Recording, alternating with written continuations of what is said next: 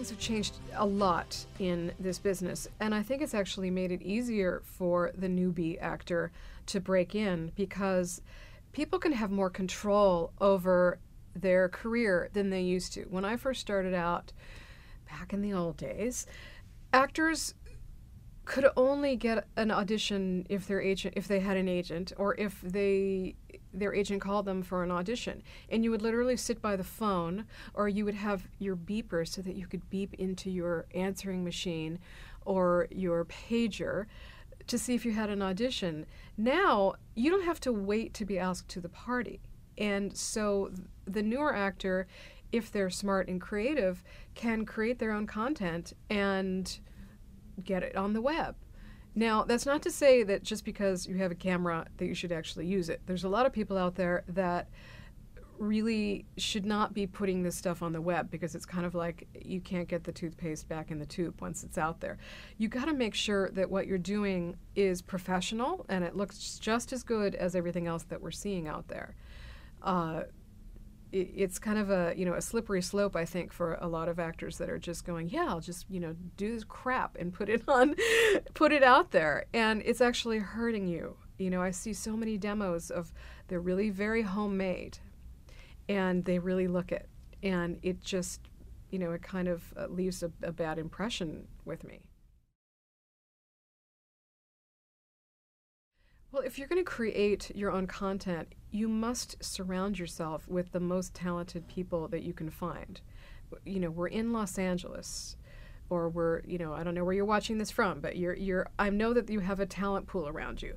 So make sure that you get something that's written really well, and that you have great sound and lighting and camera work. I just saw a short today that a couple of actors up in Portland, I'm in this Portland filmmakers and actors group on Facebook. It's called Portland Actors and Filmmakers. And this young woman tweeted to me this morning, take a look at my short. It's an 11-minute short that I put my heart and soul into. And it is spectacular. I mean, it is so well made and so well acted and shot and music, and it was fantastic. And it was like the opposite of a lot of the stuff that I see. So you've got to make sure that all of your departments are very talented and just as good as everything else that we're seeing out there, because it has to compare to that. Well, I jumped into social media about 6 or 7 years ago, kicking and screaming because I really wanted nothing to do with it. But once I understood exactly what it is, I've embraced it fully, and I absolutely love it. I mean, I've been in this business for casting over 30 years, and I have a lot of insight. And so I thought, why not give this out? Why not be an actor's advocate and be there to give advice and to tell people about scams? Because there's so many scams out there. It's ridiculous. Actors are just getting taken advantage of left and right.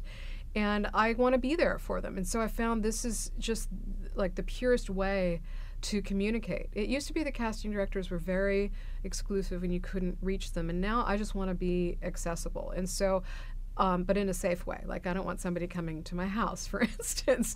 So Facebook and Twitter are a great way to do that. And you ask what not to do. I think, I was told this, and it makes a lot of sense. In social media and anything on the internet, people get a little pushy and a little aggressive. And because, when you're behind the keyboard, you can be anonymous, and people don't realize that it's really should be the same kind of manners should apply.